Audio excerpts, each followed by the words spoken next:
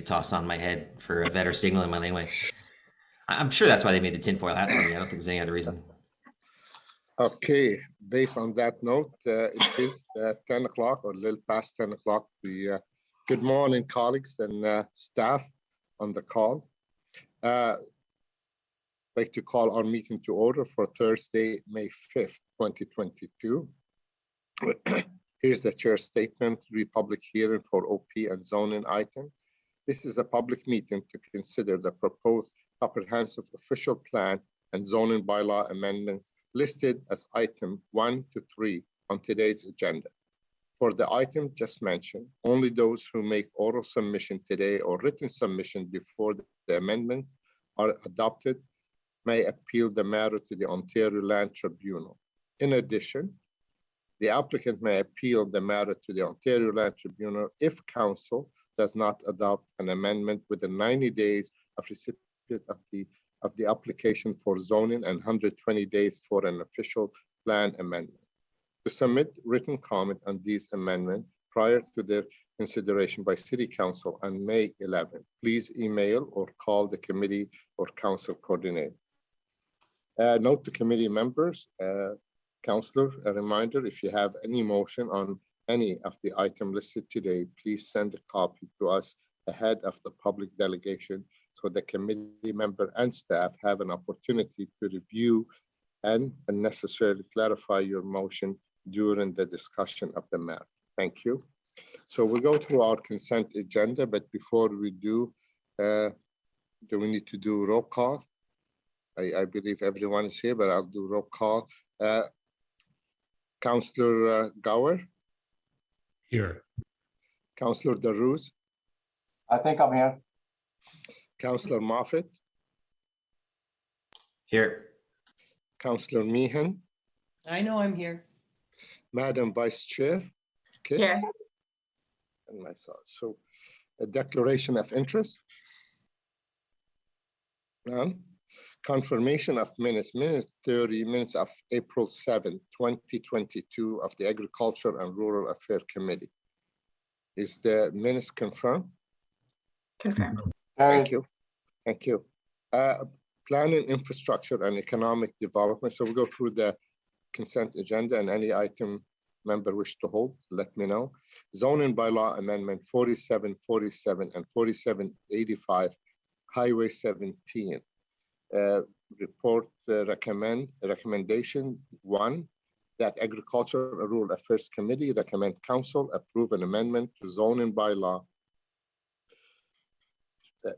2008-250 for 4785, 4747 Highway 17 to prohibit residential development on the retaining farmland as detailed in document 2 or item 2, that the Agriculture and Rural Affairs Committee approve the consultation details section of this report be included as a part of the brief explanation in summary or of written and oral public submission. So this is just a surplus 7. So there's no presentation, no delegation, no submission on this item. Is the item carried? Carried. Thank you. Item number 2, zoning bylaw amendment 4639 Donley Drive in Rideau, Goulburn. A report recommendation, item number 1, that the Agriculture and Rural Affairs Committee recommend Council approve an amendment to zoning bylaw 2008-250 for part of 4639 Donley Drive for a holding provision on the retaining land until a risk assessment report as a slope stability report are complete, as detailed in document 2. And document 2, that the Agriculture and Rural Affairs Committee approve the consultation details section of this report be included as part of the brief explanation in summary or of written and oral public submission to be prepared by the Office of the City Clerk. So there's no presentation, no delegation, and no submission on this item. Is the item carried? It's another surplus. Okay. It's a bit different. It's not a surplus. It's a severance of a home from a solar farm. solar panel. And we have a whole provision on that's right. So item number 3, zoning bylaw amendment, 4240 Cambrine Road, West, Rideau Gober. The report recommendation, item number 1, that the Agriculture and Rural Affairs Committee recommend council approve an amendment to zoning bylaw 2008-250 for 4240 Cambrine Road West to prohibit residential development and restrict sensitive land uses on the several land as detailed in document 2. Item number 2, that Agriculture Rural Affairs Committee approve the consultation details section of this report be included as a part of the brief explanation in the summary of written and oral public submission to be prepared by the Office of the City Clerk and submitted to Council. So also there's item 3, that the Agriculture Rural Affairs Committee recommend Council waive the requirement for cash in lieu of park land dedication as specific in bylaw number 2009-95 for consent application D08-0121/B00217. So there's no presentation and no submission, but we have the applicant or someone on behalf of the applicant, Barrett Wager from Santac and James McRae. So if the committee agree, so I believe that two gentlemen don't need to speak. So on the item, is it carried? Or we have any question? No questions, carried. And to the applicant, you're okay, we carry this item, you don't need to speak, is that correct? Correct, yes, thank you, Chair and members of the committee. No questions or comments. Okay, thank you very much, folks. Item number 4 is all-terrain vehicle, off-road vehicle and snowmobile bylaw 2019-421 amendment. This is most likely is a housekeeping item. Report recommendation that the Agriculture and Rural Affairs Committee recommend Council approve the amendment to the all-terrain vehicle, off-road vehicle and snowmobile bylaw number 2019-421 as detailed in document 1 and document 2.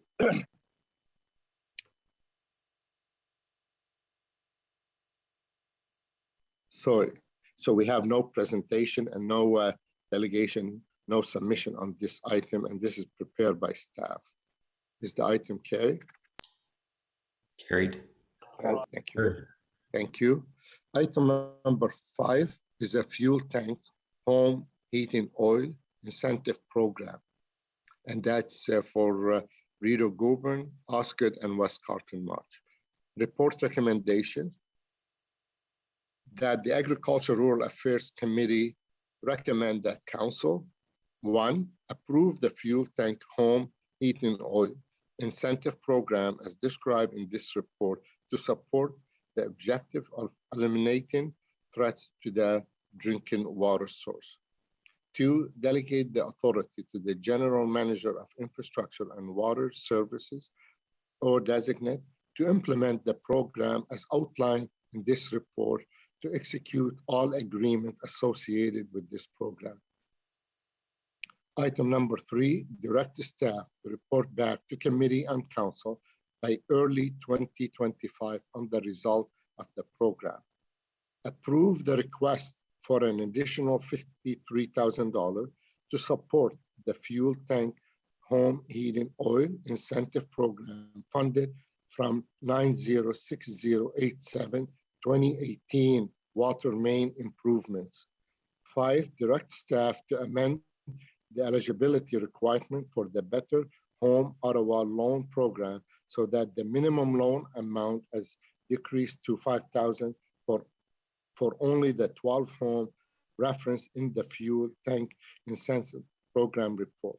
All other eligibility requirements will remain the same. So we have no presentation, no delegation, and no correspondent on this item, but we do have staff on hand if a member have any question to our staff about this program. I think Councillor Moffat and I, we remember this goes back in the days of the safe water sources where for the communal water system in some of the villages like Richmond and Carp and maybe other as well. So we have Councillor Moffat, do you have a question on this? Just to thank you. I know it's been a lot of work on this, dealing with residents and whatnot to get to the point where we can move beyond these risks in these communities to our communal well system. So I just want to thank Tessa Diorio, because I know that we've been working on this closely. I know Jen Nielsen's here as well. But it's a good resolution, and it allows us to move forward. I know Councillor DeRuz and Councillor Osturi, as the chair mentioned, have been working on this and consulted on this too. But just it hasn't been the easiest process to deal with these last few remaining homeowners. But I think this is going to go a long way to help us get there. So I just want to recognize Tessa and the work that she's done on this. It's much appreciated. Thank you, thank you, Councillor Moffat, and thank you, Tessa and Jen, for being available to meet with us and more detail about this item. So, can we carry this item? Is the item carried? Thank you very much. Carried. Thank you. So we do have a motion moved by Councillor Moffat, and it needs to that the following motion be added to the agenda pursuant to subsection 89(3) subsection 3 of the procedural bylaw, in order that staff may report back to council through the June 30, 2022 meeting of Agricultural Rural Affairs Committee. So we need to waive the rules to receive this motion, and I'll turn it over to, can we waive the rule first? Do you have it? Yeah, carried, Mr. Chair. Thank you.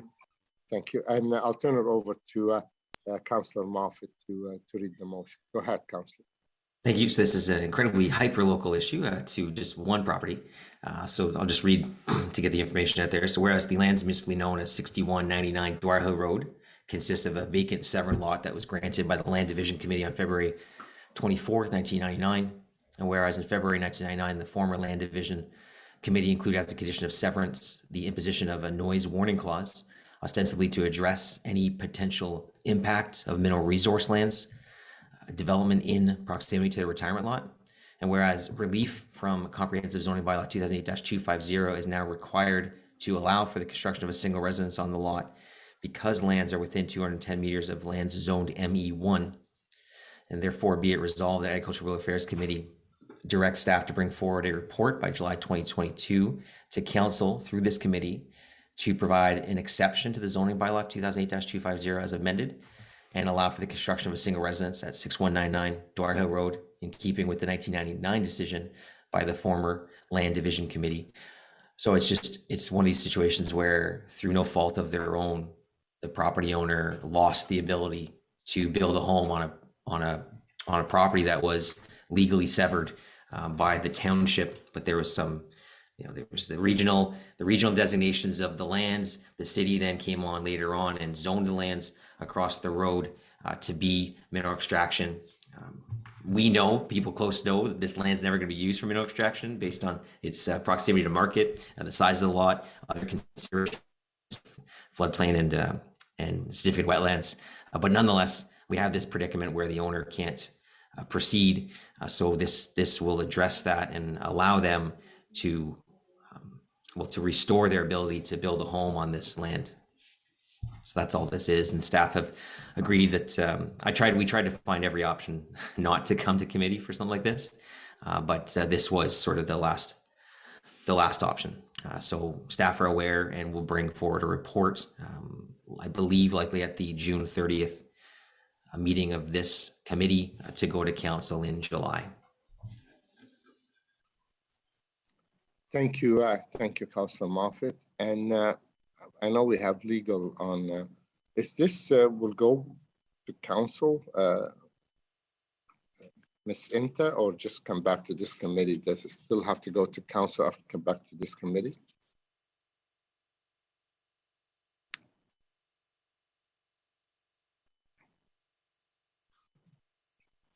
Mr. Chair, this is a full zoning bylaw amendment, so it will have to rise to council.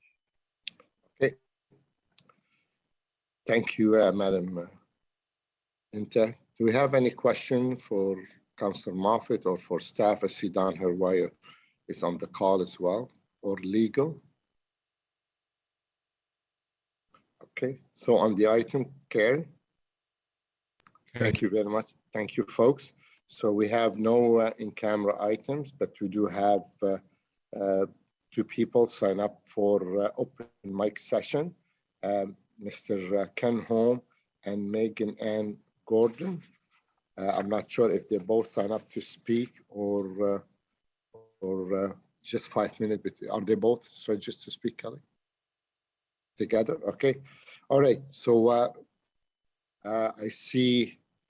think I see Megan Ann. I don't see Ken Holm. Mr. Holm, are you on the call? Yes, I'm on the call, but I've suppressed the video because we've got the normal rural bandwidth challenge. We can contest to that. So are you speaking or Megan's going to speak, Mr. Holm? Yeah, I will do the speaking, and Megan is here for support of all sorts. Okay, so you have 5 minutes, Mr. Holm, to address the committee. Thank you, Mr. Chair. Councillors, this morning I'm going to brief you on the results of our survey on the need for improved transportation options in rural Ottawa. Next slide, please.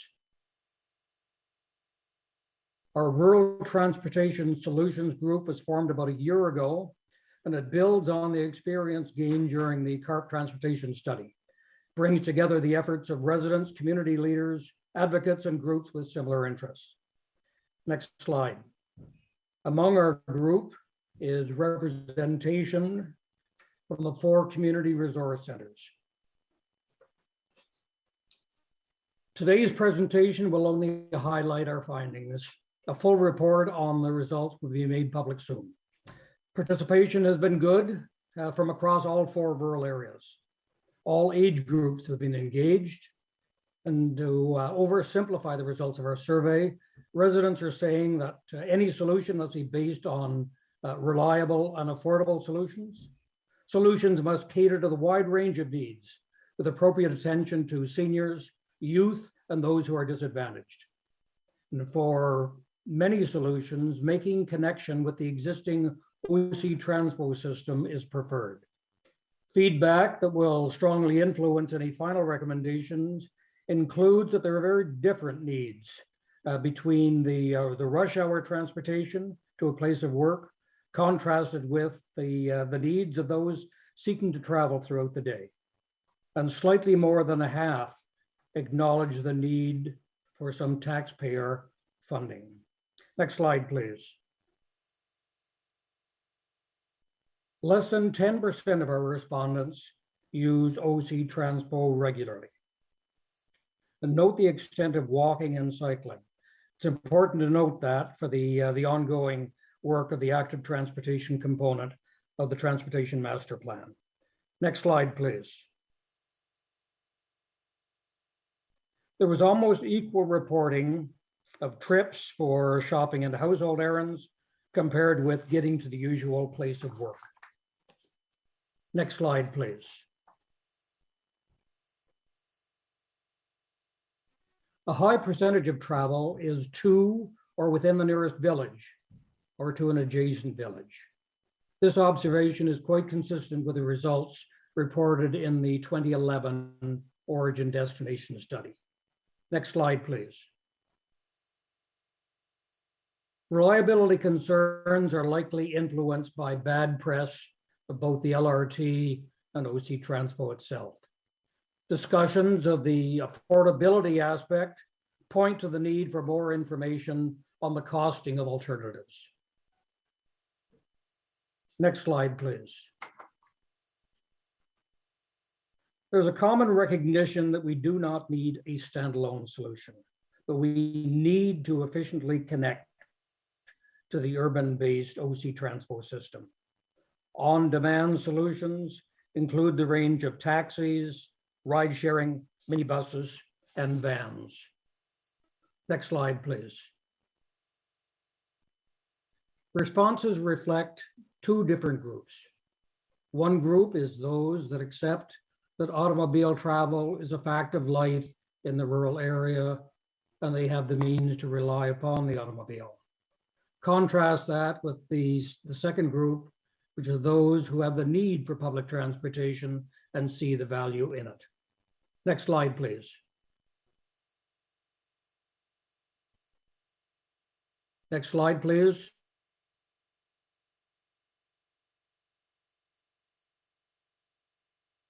A common comment is that the respondent knew of the rural transportation shortfall and accepted it as a fact of life. But what of Ottawa's official plan, Big Move number 2, which aims to have the majority of Ottawa use sustainable transportation and to get away from dependence on the private automobile? Concern about active transportation alternatives are frequent, particularly as the average rating for safety is only 3 out of 10. And the publicity about the unreliability of OC Transpo and LRT seriously detracts from the general recognition that a solution should be based on delivering rural residents to the OC Transpo system. Next slide, please.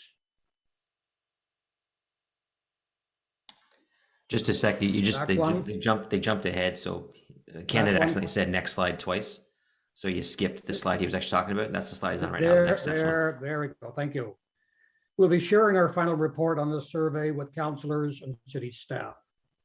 We'll be engaging with the Transportation Master Plan staff and their ongoing work.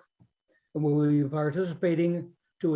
we'll be working to increase the participation of youth and young adults when identifying the transportation needs.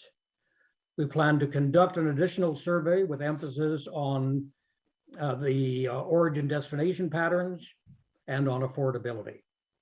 And finally, we'll continue to work to developing a feasible plan that can meet the rural transportation needs. That concludes my presentations. Next slide, please.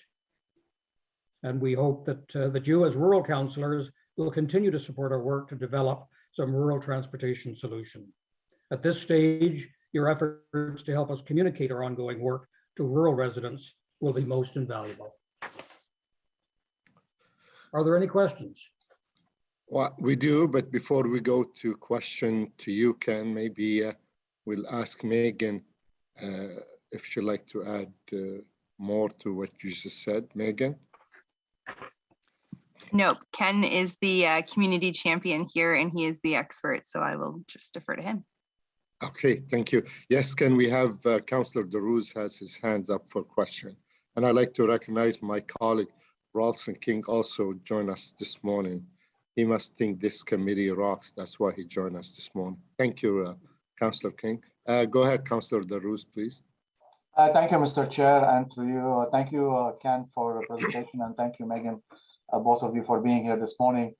Ken, a quick question. I know that this presentation has kind of become public, but can you please give me a little bit who is a stakeholder in the rural area you work with, and maybe we can have a list of the group that you did the consultation with them, or if not, maybe we can also see if we can add to that presentation, because we do have a group in my ward working on active transportation through rural Ross, and also with NROC, and also with Osgood Youth Association. I just want to make sure we're not kind of doubling the work. So if that's possible, I really appreciate that. Okay, if I could give you a partial list of those groups that are working together with us. Certainly NROC, the Nepean Rideau Osgood Community Resource Center, the Western Ottawa Community Resource Center, South Nepean Satellite Community Health Center, the Eastern Ottawa Resource Center, Orleans Cumberland Community Resource Center, the Youth of Manotick Association, Manotick Community Village Association, and other community champions. But we'll try to put a complete list up on the website so you can see the groups that are cooperating with this initiative. Thank you for the questions. Thank you. That answers my question. I really appreciate it. I'm happy to see some of these groups. I work with them closely also. thank you and thank the effort, I'm looking forward to see how we can work with you to be able to achieve those goals. So thank you very much, Ken and Megan. Thanks, Councilor. Thank you, Chair. Thank you very much, Councilor DeRose. Councilor Moffitt. Thanks, Ken. Just a quick comment. So we've had an interesting experience in our area, and specifically Rideau Township side of things, where there was a OC Transpo route that ran through Cars in North Gore, Carl Coffin Yacht Club. It was used by a handful of folks, and unfortunately, residents got so frustrated with paying for empty buses through their community that they successfully lobbied to cancel the route. That happened around 2009. That's a challenge that exists today, is funding rural transportation through the transit levy, but not having the broad support of everyone to pay for it. In your presentation, you had 44% of respondents said they wanted an increase in OC Transpo service, but 45% of respondents said they don't want to pay for it. How do you square that? Excellent question. We haven't squared that one yet, and one of the problems that we're realizing or encountering, and we discussed it during the webinars, that there's not a high level of awareness out there as to how much it would actually cost the rural taxpayer to join the system. We're going to be emphasizing that more as an education effort in the conduct of the next. One of the challenges, there's an underestimation also as to what it actually costs to use the private automobile, a very, very serious underestimation. So a fair comparison of alternatives is difficult for people to make. And again, that's part of the education program that we're going to be including with the third survey, making residents much more aware of the costs of the range of options, and compare that with the known costs of running an automobile. So no question, that's one of the fundamental challenges. We're encouraged to see the high percentage that are supportive of using the OC Transpo system. And we're also pleasantly surprised by the percentage of people who recognize that there's a need to have the average taxpayer contribute to the solution. So I'm encouraged by the positive indications in both those areas that we're getting back from the residents. Yeah, it's an important conversation because you have a situation where, I mean, with our three transit areas, urban transit area, rural transit area A, and the rural transit area B. For instance, I live in North Gore. I don't pay for transit. You know, I get residents that reach out to me and complain about paying for LRT, and I just respond that, well, you don't. So yeah, it's as simple as that. But when the other areas that you pay for what you get, right? So residents in Richmond pay far less than residents in Stittsville, but they get far less service. So in order for them to get increased service, the tax rate in that entire rural transit area A has to go up altogether in order for that increase in service. And then if you wanted to get to the urban level, now you're talking about bringing that entire area into the urban transit area, which is a significant increase in taxes. So, and it's not just the users, of course, it's everyone that pays. And it's that constant battle that we've had in Manotick. I think when LRT, Councillor Meehan's here, Riverside South, that's now 5 minutes from the doorstep of Manotick residents. That's a big game changer for residents in that area. But that rural transit area A wraps all around from Navan over through north of Greeley, down through Manotick, over to Richmond, and then all the way up around inside Dwyer Hill Road up to Carp as well. So it's a big area, and they all contribute through that transit area A, and any changes to that impacts all of them. So it's a big conversation to have, and it's a tough one. I mean, most residents in Osgood Ward don't pay for transit, and they're going to be they too are going to be at the doorstep of a major transit station on Beauceville Road. So it's an interesting conversation. It's one that has to happen. I think it might happen alongside this whole concept of fare-free transit. That's likely coming next term. But it's going to be an impactful one. But it's good that you're starting this discussion in the rural area and engaging with people now, rather than catching them flat-footed a year or two from now. So appreciate that effort. Yeah, there's no question that there is not a great appetite for the rural area to join the full-blown urban transit area, and no need, because we don't expect that there will be that sort of a service. But certainly there are advantages to the urban transit area A, and if we're looking at the big picture, and if we pay attention to promises that are going to be coming out over the next month, one of the parties is proposing basically a major revision of the need to provide public transportation to all of the municipalities area, not specific zones. So that'll prompt some interesting discussions over the next year, and also that Buck a Ride proposal will again encourage discussion. So we're going to take advantage of those focuses by adding more information to the website to help improve the education, so residents really understand the reality of the option and the realistic costs of the choices. So thank you for your question. Thank you, Mr. Holm. And our next is Councillor King. Councillor King, welcome to the committee, and go ahead. Thank you, Chair. And I just had just a few comments, and I'd really like to thank both Ken and Megan for the work that they've done and for the survey work that they're undertaking. And just wanted to make a small comment in terms of the fact that despite the fact that we do have rural transit zones and urban transit zones, we do have one integrated transit system. So just wanted to make the request that you share that report. I'm sure you will with not just the rural councillors, but also the urban and suburban councillors. We're obviously interested. I have a personal interest just from history. Many of my colleagues might not realize this, but many moons ago, I did live in Ashton for a good number of years. And, you know, I actually experimented with driving into park and rides when we could to leverage transit. And obviously, it would be very important for us to see the expansion of transit options for residents in rural areas. So I actually appreciate, as an urban councillor, I appreciate the work that you're doing, and definitely want to be informed as to the residents' sentiments. So my only request, Mr. Chair, is that rich information is shared with all of council. Thank you. Thank you very Yes, much, thank you. Councillor King.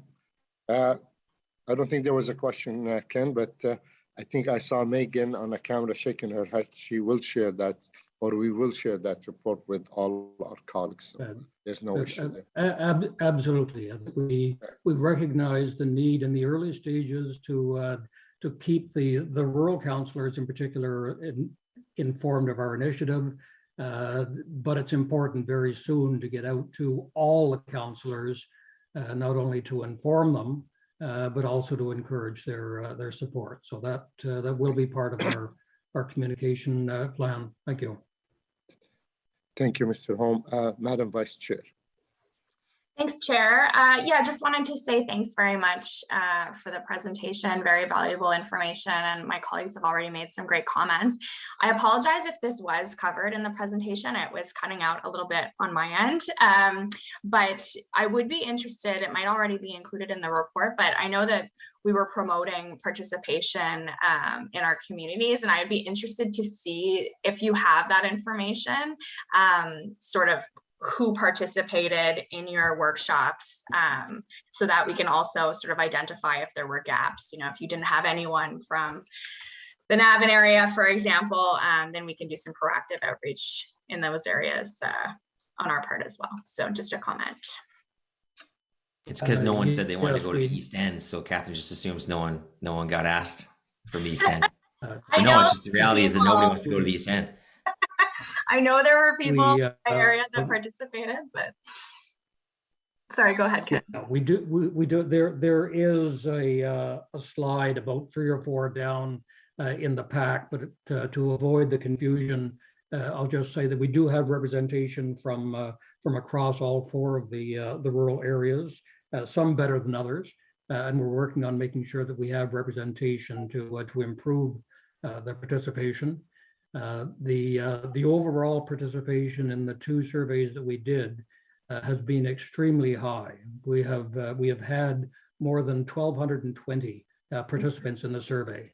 And councillors know how difficult it is to get feedback and input from residents at the best of times. So getting 1,200 responses certainly reinforces that there is a great interest out there.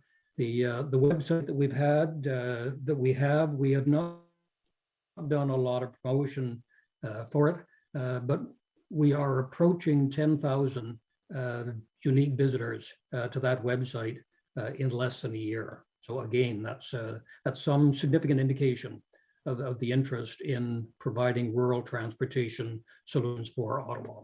Thank you for your question. Yeah, no, that's great. Kudos again to you for this great work. Thank you.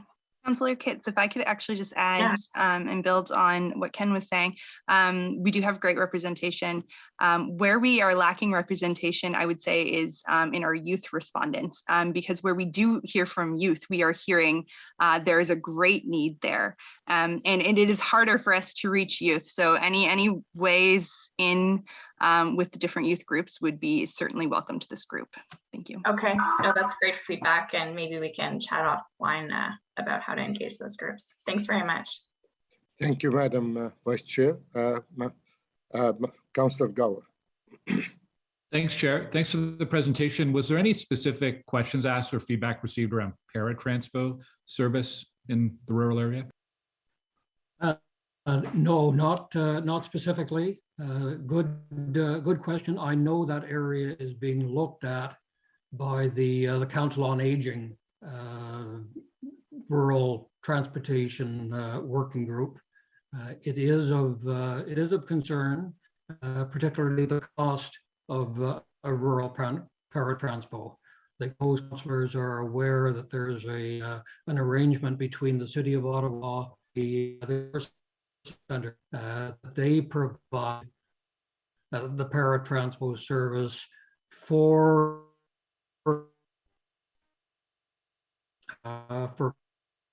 clients traveling within the rural area,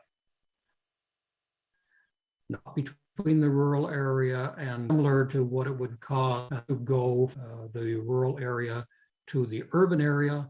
And that, unfortunately, is about 3 times what a urban resident pays for paratranspo. So regardless of the distance, as soon as a rural paratranspo client gets on the means of conveyance, it's going to cost them 3 times as much as it would if they were a downtown resident. So there's something unfair about that current system, and several groups are looking at that separately. Thank you. Okay, yeah, thanks for that. I think traditionally in the city, we've tended to think of paratranspo and traditional bus service as very distinct services. And we are trying to shift that thinking that paratranspo and OC Transpo are very much integrated services. So I think it's important to keep that in mind when we're talking about any area of the city and how to improve access to transit. Thanks for the presentation today. Certainly, also that boundary, that dividing line changes as more and more of the public transit system becomes increasingly accessible. So it's a good question, good point. Thank you. Okay. Any other question from my colleagues? I don't see any more hands. I just want to say thank you, Megan. Thank you, Mr. Holm. And if we can build a little bit on what Councillor Moffat talked about. A few years ago, we brought OC Transpo, we brought the transit from Belleville and Innisfil, and we brought to the community. We had a comparison, we had reports, and we had a survey. Unfortunately, the survey, it was not sophisticated as the one you folks have, Ken and Megan. It was asking people if they would like to have transit in their community, and people from Vancouver, they were answering, yes, we do. So we can tell, just like I always made the comment when I had the store, parents ask kids, would you like ice cream? I never heard a kid say, no, I don't want ice cream. They all want ice cream, but who's going to pay for it is the big question.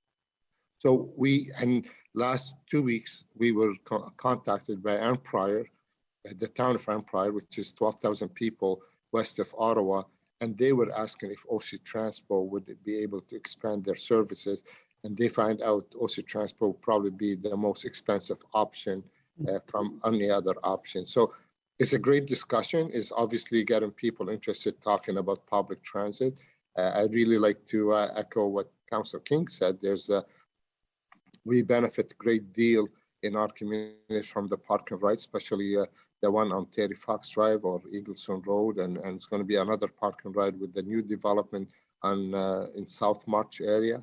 So I'm glad we have that discussion, but I want to say heartfelt thank you, Ken and Megan, for your hard work on this. I know my staff usually join some of your meeting, and we're always kept informed, but I want to thank you for your effort and your presentation today. Thank you, folks. With that, colleagues, we have no notice of motions for consideration at subsequent meeting. We have none today. We have no inquiries, no other business. Next meeting is June 2nd or it says 2nd, but I thought it was 30. We'll let you know. I believe June 2nd is going to be the next meeting. With that, we are adjourned. Thank you very much, folks, and have a great day. Now we see Ken on the camera after the meeting. Thanks, We Chair. have two ERIC meetings in June, so that's why it's confusing. Yeah, it's true. One on the 2nd, one on the 3rd, and the 30th. You're right.